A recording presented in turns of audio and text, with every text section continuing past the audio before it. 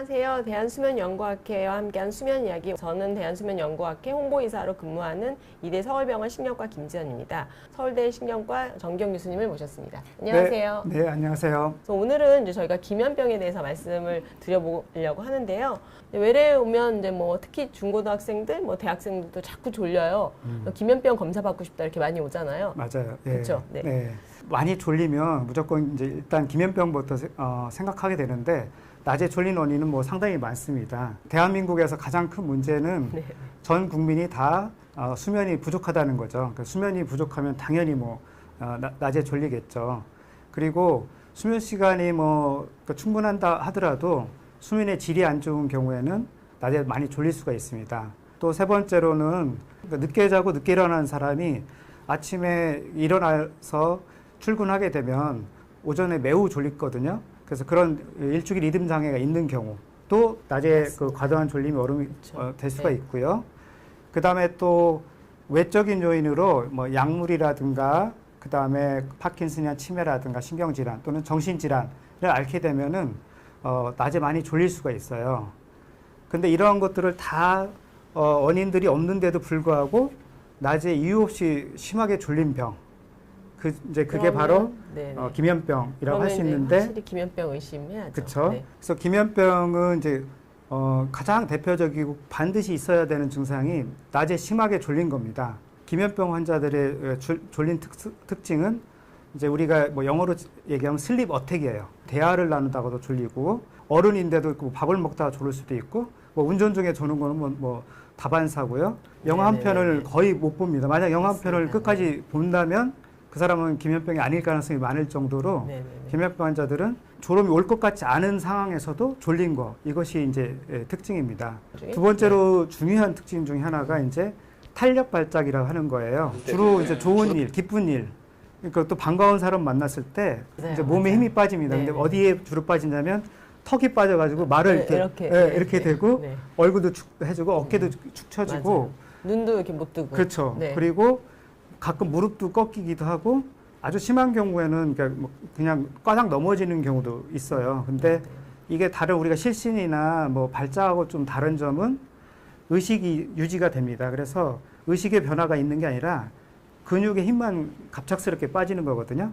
이제 이걸 탄력 발작이라고 하는데 발작적으로 힘이 빠진다. 뭐 이런 뜻입니다. 그래서 가위가 또 많이 눌리고 그렇죠. 근데 자다가 깨갖고 몸이 움직여지지 않고 근데 정신은 깨어있는 가위 눌리는 게 증상이 많고 인면시에 환각 증상이 생기는데 주로는 보이는 거가 생기기도 하고 가끔 들리기도 하는데 그러니까 꿈을 꾸는 것처럼 그러니까 생생한 것이 보입니다. 그때 렘 수면 중에 꿈을 꿀 때 근육이 마비가 오는데 그러니까 의식은 깨어 있는데 근육 마비가 오는 현상이라 이런 탄력 발작이나 이제 인면 환각, 가위 눌림은 그러니까 렘 수면이 갑자기 튀어나오면서 이제 원래 렘 수면은 깊은 잠을 자다가 잠들고 나서 90분에서 100분 정도 지나서 렘 수면이 나오면서 이제 꿈을 꾸게 되는데 기면병 환자들은 램 수면이 아무 때나 나오는 거죠. 그렇죠. 그런 잠 들자마자 나오는 경우가 많으니까 이렇게 꿈 같은 게 바로 보이고. 근데 그러면 기면병 환자들 다 밤에 잠 잘 자나요? 왜 졸리니까 잠 많이 자니까 잠 잘 잘 것 같은데 그게 실은 아니잖아요. 그렇죠.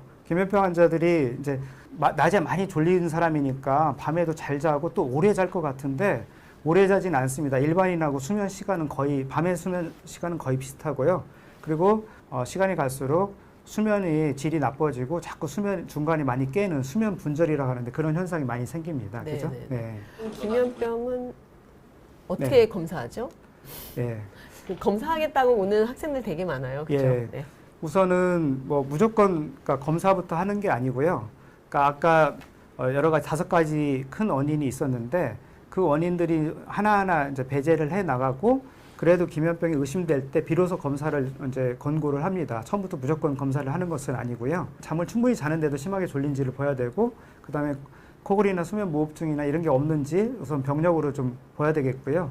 비로소 기면병이 의심될 때는 이제 수면 검사를 하게 되죠. 밤에 이제 하는 수면 야간 수면 다운 검사를 하고 네. 이제 낮잠 검사를 이제 하게 되죠. 낮잠 검사를 5번 정도 낮잠을 검사를 하고요. 아침에 일어난 후에 2시간 이후부터 2시간 간격으로 20분에서 40분 정도의 낮잠을 이제 해서 그걸 종합을 해서 이제 진단을 하게 되는 거니까 실제로 뭐 거의 하루 정도 내내 병원에 그렇죠. 꼬박 있어야 되는 24시간 거죠. 걸리는 거죠. 네. 뇌 척수액에서 이제 히포크레틴 또는 오렉신이라는 농도를 측정해서 그 농도를 직접 잴 수가 있어요. 그래서 사실은 그게 가장 어떻게 보면 정확한 방법이긴 한데 이론적으로는 정확하고 좋으나 이제 뭐 비용적인 측면이나 우리나라에서 현재는 안 되는 검사이고요.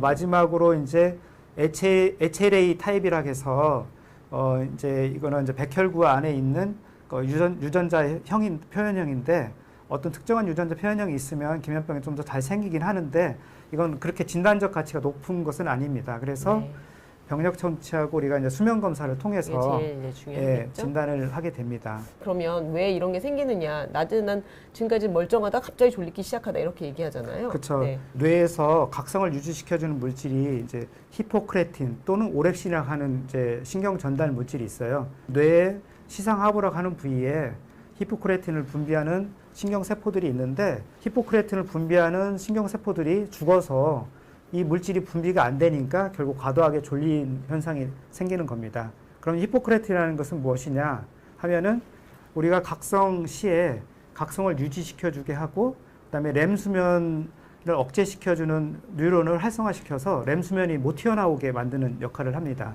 그래서 히포크레틴이 없으면은 각성 시에 갑자기 각성 유지가 안 돼서 갑자기 확 졸음이 빠지는데 렘 수면이 억제가 안 되니까 졸음이 오는데 렘 수면이 튀어나오는 꿈도 보이고 힘도 빠지고 그런 이제 그런 증상이 초래되는 건데 그러면 왜 이 히포크레틴을 분비하는 신경세포가 줄어드는지는 뭐 아직 잘 모르지만 자가면역설이 가장 이제 신빙성이 있긴 합니다. 문제는 그러면은 면역 치료제로 치료가 잘 돼야 될 것 같은데 그건 또 안 되거든요. 그래서 자가 면역으로 의심은 하는데 아직 좀 더 그 부분에 대한 연구가 좀 많이 필요한 것 같습니다. 기면병은 아까 이제 히포크레틴이나 이제 오렉신이라는 물질이 이제 부족해서 낮에 많이 졸리고 탄력 발작 그리고 기타 다른 렘 수면 현상이 나타나는 건데 이게 한번 생기면 이제 평생 갑니다. 그래서 만성 신경 질환, 만성 뇌 질환이라고 볼 수가 있거든요. 근데 이 오렉신이나 그 히포크레틴이라는 물질이 수면 각성에만 작용하는 게 아니라 우리 대사에도 관여를 하고 그 다음에 이런 자율신경 반응에도 관여를 하고 그 다음에 어떤 운동에도 관여를 하기 때문에 이게 이제 평생 없는 상태로 지내니까 다양한 동반 질환이 생길 수가 있어요. 그러니까 기면병 환자를 치료할 때 그러니까 뭐 졸린 것만 치료해 주는 게 아니라 이런 것들도 다 전반적으로 보면서 치료를 접근해야 된다고 이제 생각합니다. 치료를 근데 이제 사실은 그러니까 오렉신이라는 물질이 없으니까 그걸 보충해 주면 제일 우리가 당뇨병 환자한테 인슐린 주사해 주듯이 근데 아직 그런 게 개발이 안 돼 있고 현재까지로는 졸리지 말라고 우리가 중추신경 자극제 그런 이제 약물이 개발이 돼 있고요. 또 탄력 발작은 항우울제가 탄력 발작에 효과가 있습니다. 이제 그렇게 하는데 이런 약물 치료 전에 더 사실은 어떻게 보면 기본적으로 중요한 게 수면 위생을 잘 하고 아까 말씀드린 대로 이제 그 계획된 낮잠을 자고 그다음에 동반된 수면 장애 예를 들어서 코골이나 수면 무호흡증을 치료해주고 이런 것들이 같이 병행이 되면 거의 정상에 가까운 생활을 할 수가 있어요.